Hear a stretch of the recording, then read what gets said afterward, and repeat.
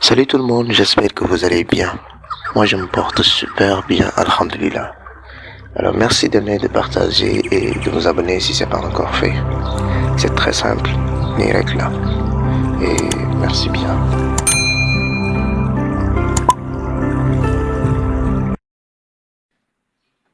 Aujourd'hui on va essayer de corriger un exercice de nombre complexe et similitude, ici en particulier la rotation,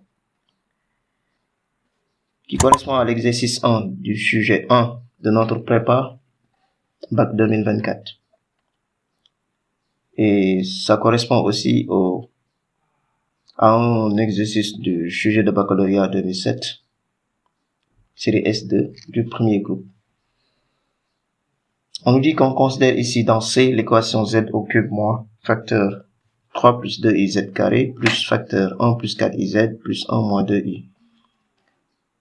Petit 1, petit a, déterminer la solution réelle de cette équation. Petit b, montrer que i est une solution de cette équation. Déterminer la troisième solution de cette équation en petit c. La deuxième question, soit les points A, B, C d'affixes respectives 1, I et 2 plus I. Déterminer le module et un argument de ZC moins ZA sur ZB moins ZA. Petit b, en déduire la nature du triangle ABC. Déterminer l'affixe du point D, image de A par la rotation de centre B et l'angle pi sur 2. Montrer que, à la question petit b, A, B, C, D sont sur un cercle de centre I d'affixe 1 plus I et de rayon R à déterminer. Je conseille souvent aux élèves et à tout le monde d'ailleurs de lire complètement un exercice avant de le démarrer. Cela vous permet de cueillir certaines informations et cela peut faciliter parfois le travail qui nous attend. Ici par exemple à la question 2, on me dit que A, B, C ont pour affixe 1 I et 2 plus I. Je vois déjà qu'à la première question petit b, on m'avait parlé de I comme solution. On m'a parlé d'une solution réelle, donc je peux envisager déjà que la solution réelle peut être égale à 1. Je dis bien peut être égale à 1. Et la troisième solution peut bien être égale à 2 plus I. Comme je l'ai dit dans une de mes vidéos, parfois ce qu'on vous donne à la suite d'un problème avec un polynôme dans C, ce sont parfois les solutions de ce polynôme. Et je dis que c'est juste une remarque. C'est pas toujours le cas. Mais cela nous permet au moins de souffler et de savoir que peut-être nous sommes sur la bonne voie. Donc, lire un exercice tout entier, c'est vraiment intéressant et ça va nous permettre de cueillir certaines informations. Donc ici, je peux même imaginer que 1 est la solution réelle. Et pour cela, je peux directement voir que la somme des coefficients est nulle. Et dès l'instant que la somme des coefficients est nulle, ça veut dire que 1 est une racine. Et c'est une racine évidente même. Mais pour la solution réelle, on peut aussi poser z égale à a plus ib. Et donc le b sera nul parce qu'on parle de solution réelle. Donc en quelque sorte, c'est z égale a tout simplement. On remplace chaque z par a, on développe, on sépare la partie réelle et la partie imaginaire, on pose chaque partie égale à 0. Et on résout à notre guise une des équations. Parfois on peut regarder l'équation la plus simple, on résout ça pour essayer de prendre les solutions et puis de les remplacer dans l'équation qu'on n'avait pas pris. Et si on trouve 0, ça veut dire que cette valeur qu'on avait prise, est la solution de ce polynôme. Alors ici, moi, je pense que, comme je vois directement que la somme des coefficients est nulle, je peux directement dire que 1 est la solution réelle. J'ai ici P de Z égale à Z au cube moins facteur de 3 plus 2iz carré plus 1 plus 4iz plus 1 moins 2i égale 0.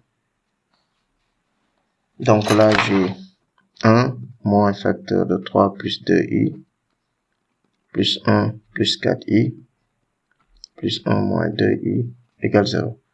Là, j'ai 1 moins 3, moins 2i, plus 1, plus 4i, plus 1, moins 2i égale 0.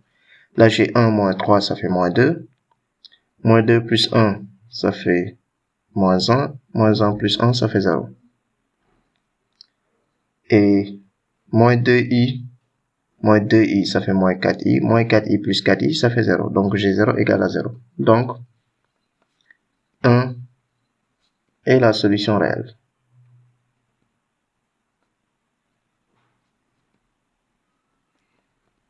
Et comme je l'ai dit tout à l'heure en expliquant, vous pouvez poser aussi z égale a. Vous remplacez ici le z là par a, là par a, là par a. Vous développez, vous avez une partie réelle et une partie imaginaire. Vous les séparez, vous posez une des équations, vous résolvez l'une des équations et puis vous remplacez dans l'autre pour vérifier est-ce que la valeur que vous avez trouvée est solution ou pas. Moi, je ne vais pas faire cette méthode-là ici parce que j'ai trouvé facilement que 1 était une racine de P de Z.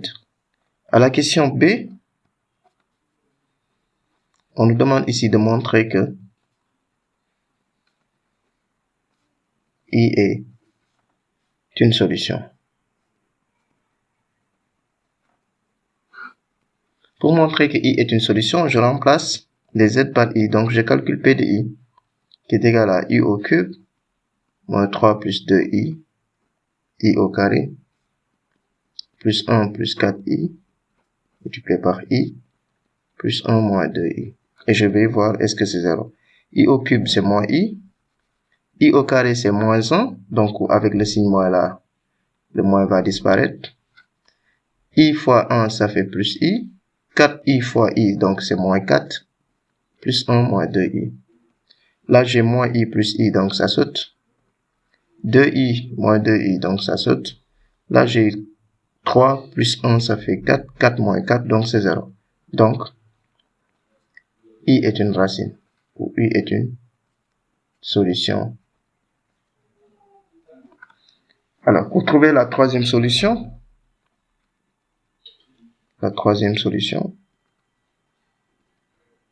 ou la troisième racine,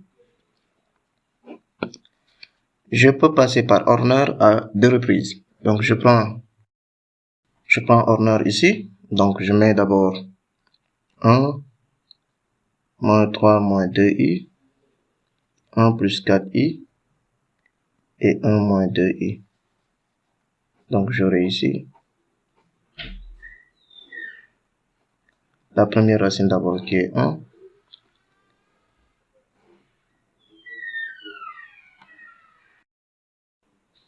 Je fais descendre, ça fait 1. 1 fois 1 ici, c'est 1. Donc là, j'aurai moins 2, moins 2i.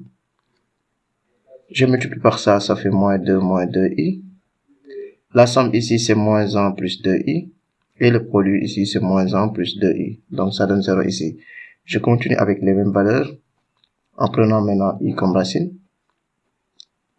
Je vais avoir ici le 1 qui descend toujours. 1 fois i, ça fait i. Donc, j'ai moins 2, moins i. Et je multiplie par ça. Donc, je vais avoir ici moins 2i plus 1. Et ça, c'est 0. Donc, on peut le réécrire comme P de Z égale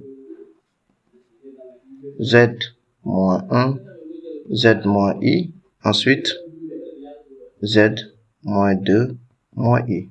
Donc, si on pose ça égale 0, on va avoir ici Z moins 1 égale 0, ou Z moins I égale 0, ou Z moins 2 moins I égale 0. Ce qui va nous donner ici Z égale 1, Z égale I, et Z égale 2 plus I. Et c'est ce qu'on nous donne à la deuxième question. Donc ici, à la deuxième question, on nous donne le point A d'affixe 1, le point B d'affixe I, et le point C d'affixe 2 plus I. Qu'est-ce qu'on nous demande ici? De déterminer le module et un argument de Z de C moins ZA sur ZB moins ZA. Je vais d'abord calculer Z de C moins ZA sur ZB moins ZA. Z de C, c'est 2 plus I moins ZA, donc c'est 1. ZB, c'est I moins ZA, c'est 1. Donc, je vais avoir ici I plus 1 sur I moins 1. Si je factorise au numérateur par moins I, je vais avoir I moins 1 sur I moins 1. Je simplifie, donc j'ai Z de C moins ZA sur Z de B moins ZA égale moins I. Si vous voulez aussi, vous pouvez utiliser l'expression conjuguée de ça, vous faites monter, vous calculez, mais après calcul, vous allez tomber sur moins I.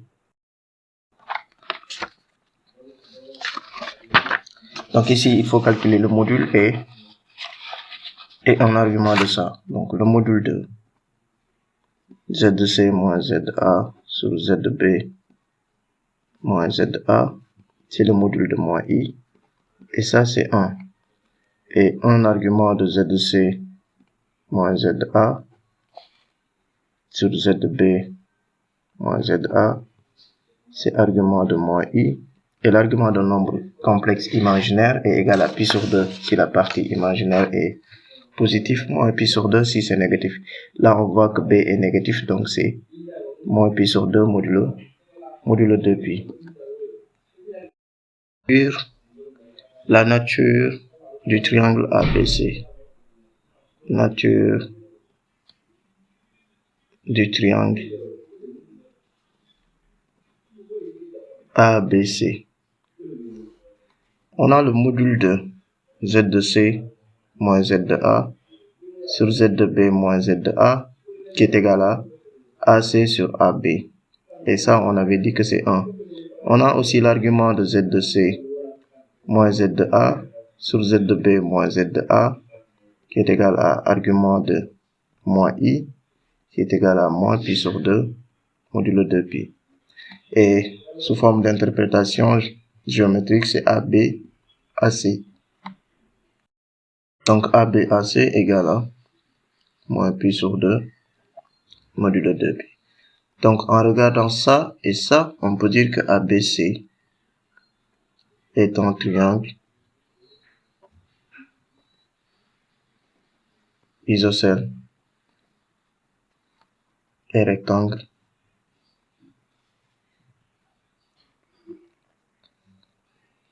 en A. Le point qui se répète ici, d'accord?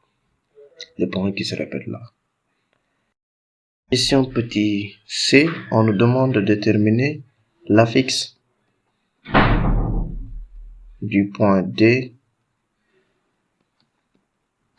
image de A par la rotation de centre B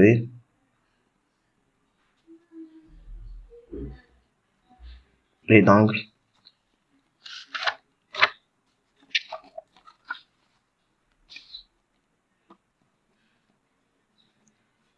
pi sur 2.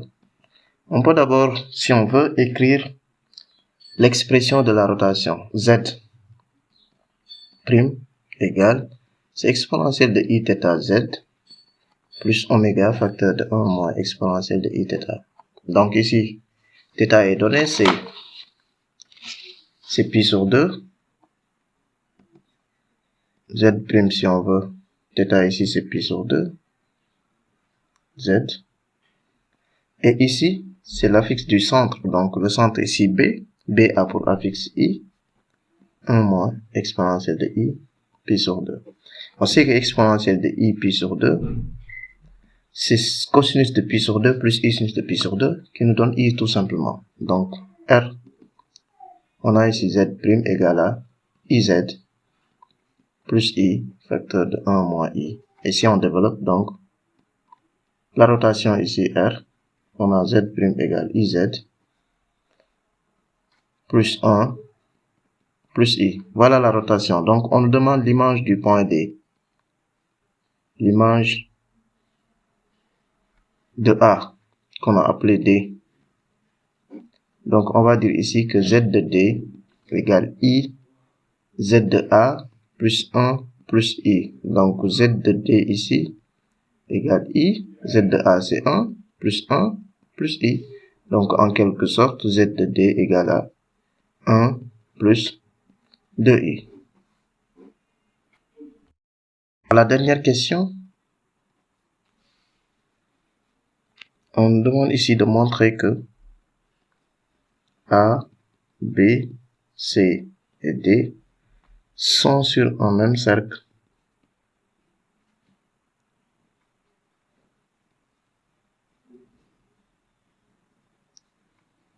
de centre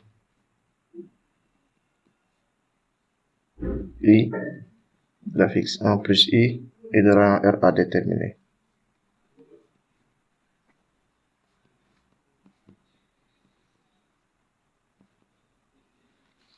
Alors ici, si on nous avait tout simplement demandé de montrer que A, B, C, D sont sur un même cercle de centre I et qu'on ne nous donne pas l'affixe du centre I et de rayon R à déterminer, on allait d'abord retourner en arrière et voir que ABC est un triangle rectangle au point A.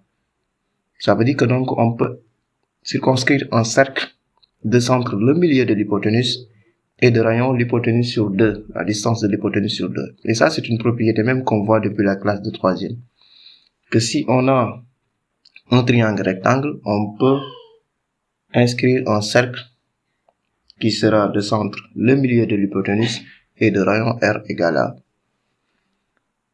l'hypoténuse sur 2 et qui va toucher les 3 points donc du triangle. En quelque sorte, si vous avez un triangle et que l'une des parties est un diamètre, donc tout point de ce cercle forme avec les deux autres points un triangle rectangle.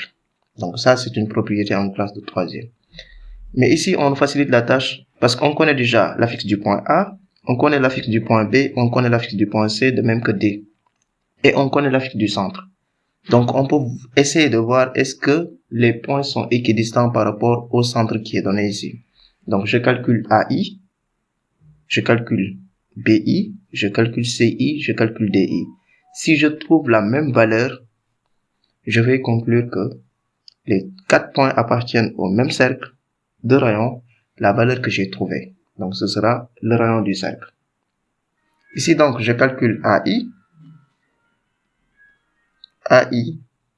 qui est égal à Z de I moins Z de A, le module. Z de I, c'est 1 plus I. Z de A, c'est moins 1. Donc ici, j'ai le module de I qui est égal à 1. Voilà la distance AI. Je vais calculer la distance BI. BI, donc c'est Z de I moins Z de B qui est égal à 1 plus I moins I. Donc c'est le module de 1 qui est égal à 1. Je calcule la distance CI. C'est Z de I moins Z de C. Donc c'est 1 plus I moins 2 moins I. Donc là je simplifie. Donc c'est module de moins 1 qui est égal à 1. Je calcule la distance DI. Donc j'ai Z de I moins Z de D qui est égal à Z de I c'est 1 plus I. Z de D je l'ai déjà calculé, c'est moins 1 donc moins 2I. Ce qui nous donne ici le module de moins I qui est égal à 1. Donc je remarque ici que AI égale BI égale CI égale DI. Donc, A, B, C et D appartiennent au même cercle de centre I d'affixe 1 plus I et de rayon R égale 1 en quelque sorte. C'est le cercle trigonométrique. Merci et à la prochaine pour une autre vidéo.